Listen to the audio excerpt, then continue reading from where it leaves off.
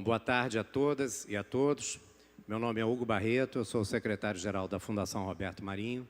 Queria aqui, em nome do nosso presidente, José Roberto Marinho, em nome de toda a equipe do curador Luiz Alberto Oliveira, o físico e cosmólogo, pesquisador do CBPF, de todos os cientistas que ele vai apresentar, que estão aqui à mesa, que vão participar dessa nossa palestra, agradecer a presença de vocês nessa tarde e que nos dá muita honra de poder compartilhar com vocês a nossa visão de como o Museu do Amanhã está tratando desse tema tão importante para nós, que é a própria ideia da permanência, sob o ponto de vista não só físico, mas filosófico e de todas as dimensões humanas. O que ainda não há, uma humanidade, uma primeira, incompleta, imperfeita, magnífica humanidade. E o mundo encontrará o seu prumo. Já.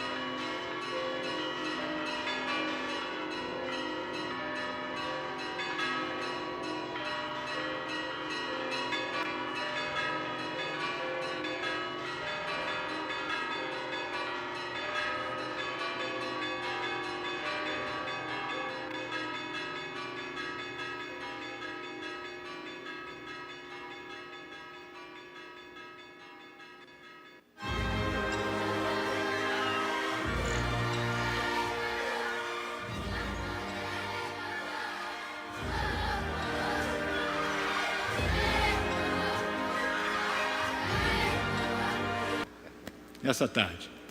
E o Museu do Amanhã, ele tem como uma das suas diretrizes éticas a sustentabilidade, que é o tema da Conferência Rio+20 da ONU, ao qual o evento Humanidades 2012 está associado. Então faz todo sentido que o Museu do Amanhã esteja presente aqui, participe numa sala, a sala do Museu do Amanhã, todos estão convidados a visitá-la e tomar conhecimento do estado de desenvolvimento atual do projeto do museu.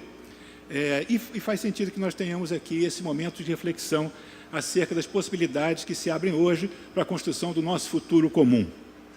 O Museu do Amanhã, ele é uma iniciativa da Prefeitura do Rio de Janeiro, gerenciada pela Fundação Roberto Marinho, com o Banco Santander como patrocinador master, o apoio do Governo do Estado, da Secretaria do Meio Ambiente, do Governo Federal, através da FINEP, e da Secretaria de Portos. Bem, o Museu do Amanhã, ele pretende ser um espaço, um museu de ciência, mas um museu de ciência original, um museu de ciência no qual nós não apenas vamos ter registrados e guardados vestígios do passado, tampouco apenas um museu no qual nós vamos exibir, demonstrar os fatos do presente, mas um museu no qual nós vamos tentar permitir ao visitante explorar possibilidades de futuro. Nesse sentido, é um museu original. É um museu de ciência, mas é um museu de ciência aplicada à possibilidade de se conceber, de se visualizar, de se examinar as alternativas que se abrem hoje para a construção do amanhã. E essa construção, então, ela se dá com base em algo que é o suporte que nós vamos oferecer ao visitante, que é o conhecimento. E a participação ativa dos visitantes através do exercício da faculdade da imaginação. Então, o Museu do Amanhã, para poder se realizar como museu de possibilidades, ele precisa oferecer, combinar essas duas características, esses dois aspectos, conhecimento de um lado e imaginação do outro. Peço desculpas pela minha voz, que está desaparecendo. E, em primeiro lugar, eu queria agradecer muito à Fundação Roberto Marinho por ter me convidado e participar desse projeto audacioso, inovador, realmente uma contribuição fantástica para o Brasil, para o Rio de Janeiro, e para a humanidade. Eu vou, muito brevemente, falar algumas palavras sobre a parte que eu pude ajudar a equipe de concepção no início desse projeto, que é a parte do sistema complexo terrestre mais próximo da nossa vida, que é o clima, o ambiente, as florestas, a natureza como nós a interpretamos mais próxima da nossa existência. Se o Sherman tivesse falado antes que eu, facilitava um pouco a minha vida, porque ele vai falar de uma dimensão onde o tempo tem todas as escalas possíveis, do microcosmo ao macrocosmo, e o tempo até passa, às vezes, nem ser muito importante. Até se questiona o que é tempo para a física avançada. Mas, na escala que eu vou falar, o tempo é muito importante. E, de certo modo, é por causa que o tempo está se tornando, talvez, o recurso, entre aspas, natural mais escasso hoje da humanidade, que nós estamos todos reunidos aqui no Rio de Janeiro. Dezenas de milhares de pessoas estão vindo ao Rio de Janeiro, mais de 100 chefes de Estado. É pelo sentimento de que o tempo está nos escapando. Nós não temos mais o controle completo, que é um paradigma muito forte da evolução recente e muito recente da humanidade, talvez não mais do que alguns mil anos, desde que existem as civilizações mais avançadas, os sumerianos, os gregos, os romanos e outras, que nós nos apropriamos do tempo, ou pensamos que nos apropriamos do tempo. E somos senhores do tempo. E, em decorrência de sermos senhores do tempo, também nos tornamos, ou pensamos que nos tornamos senhores do fluir do tempo na sua manifestação mais direta nas nossas vidas, que é a natureza como nós enxergamos. Para a ciência climática, hoje, com o que ela nos mostra, nós estamos muito próximos. Eu queria agradecer muito, não só a possibilidade de participar desse evento, mas também de todo esse projeto do Museu de Amanhã, que eu acho fantástico.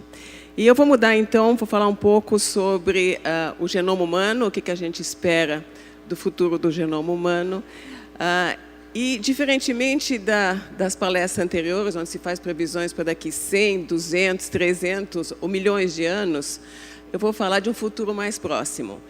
E que gera uma responsabilidade muito maior, né? Porque quando a gente fala de 200 anos, eu posso falar qualquer coisa, porque ninguém vai estar aqui para me cobrar, né? Mas quando eu falo de futuro mais próximo, ou de coisas que já estão acontecendo, a responsabilidade é muito maior. Então, qual será o impacto das novas descobertas em nossas vidas? Há um tempo atrás, uma jornalista francesa me entrevistou perguntando se todos os problemas éticos que estavam ocorrendo por causa do desenvolvimento do genoma humano eram discutidos com a sociedade ou só no ambiente acadêmico. E eu disse, naquela época, só se discutia no ambiente acadêmico, mas eu achava extremamente importante se discutisse com a sociedade. E é o que está acontecendo agora. Então, eu acho fantástico a gente poder discutir isso que está acontecendo nos laboratórios, os avanços da genética, e, como vocês vão ver, isso diz respeito a todos nós. Então, eu, inclusive, escrevi um livro a respeito, que chama Genética, onde eu falo muito mais de ética do que dos genes. E se chama Escolhas que Nossos Avós Não Faziam. Então, é isso que eu vou falar nesses próximos minutos, como é que a genética irá influenciar nossas vidas. E também falar... Todos. Eu represento no conjunto das pessoas que vêm colaborando lá com o Luiz e toda a equipe do museu, um representante, digamos, da área daqueles que, como psiquiatras, psicanalistas, mas não só dessa categoria, que pensam as questões ligadas à cultura, à subjetividade. E é um pouco nesse viés que eu gostaria de expressar um pouco o que são as diretrizes que organizam um pouco o pensamento do que deve o museu apresentar nesse vislumbramento do que pode ser o futuro em termos da vida subjetiva, da vida interpessoal, da vida de cada um. Shakespeare tem uma frase famosa em que ele diz que nós somos feitos da mesma matéria que os sonhos. E eu acho que essa é uma frase que a gente deveria reter quando pensa no futuro que nos espera.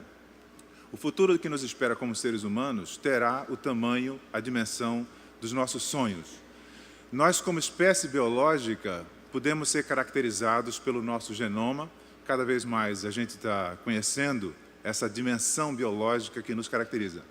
Nós estamos agora começando a enveredar pelo conectoma, que é uma palavra que talvez nem vocês todos conheçam, que é o estudo das redes neurais e suas conexões, que mais além dos simples neurônios e das sinapses, nos definiriam como indivíduos. Nós somos, na nossa trajetória, o resultado dessa complexíssima formação de bilhões e bilhões de ligações que o nosso cérebro engendra ao longo da vida e que nos define no que nós somos de singular. Mas isso nos define o nível biológico como espécie. Quando falamos de humanidade, nós estamos falando de algo que emerge dessa biologia com uma característica muito própria. Tudo aquilo que, pelo efeito da linguagem, pelo efeito do simbólico, nós chamamos de... Duas frases incríveis. A metafísica acabou e as respostas serão dadas pela ciência e pela tecné. E a outra frase dele é: através da cibernética, em breve, viveremos num planeta em que todos serão controlados e controladores. É a simultaneidade que nos caracteriza. Mas mais importante das coisas que eu iria falar é a importância do Brasil no mundo hoje. O século XXI, por que eu digo que o Brasil é a coisa mais importante? Ou o mundo se brasilifica ou se tornará nazista. O norueguês assassino que assassinou 77 pessoas na Noruega, muitas crianças entre eles, ele coloca o Brasil explicitamente na sua colocação, depois de estar preso, como o grande inimigo dele. Ele chama o Brasil de esse país multicultural. Mas não é multicultural, ele é além de diversidade. Ele tem razão em odiar o Brasil, porque ou o mundo se brasilifica ou o mundo se tornará nazista. E quem definiu isso foi o grande José Bonifácio de Andrade e Silva, em 1823. Ele disse: diferente dos outros povos e culturas, nós somos a amálgama. É ou amálgama ou a amálgama. É tão abrangente que pode ser masculino ou feminino. E esta amálgama tão difícil de ser feita. Bom, nossa história é totalmente original. E a importância do Brasil não apenas é porque temos todas as florestas que ninguém mais tem, apesar do desmatamento, florestas gigantescas, Pantanal, manguezais, água embaixo nos aquíferos, bacias de rios, chuva. Era chamado de terra dos papagaios, terra dos relâmpagos. Mas é pelo seu povo. A cultura brasileira, essa amálgama, é que é a esperança para a existência da humanidade. Porque senão, por exemplo, árabes e judeus aqui são sócios. O Brasil é o país mais pacifista e pacificador do universo. Nós só respondemos à invasão de Solano Lopes, que afundou o Tamandaré lá em Corumbá. O resto, a nossa contribuição sempre foi para a paz.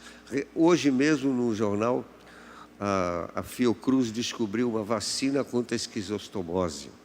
Um dos cientistas brasileiros que trabalha na NASA descobriu um ano atrás que, ao mesmo tempo que existe um aquecimento global, há uma mini era glacial, por causa das explosões solares, que só são iguais aos primeiros anos que precederam a Revolução Francesa, 40 anos. Então, os climatologistas dizem que a Revolução Francesa aconteceu por causa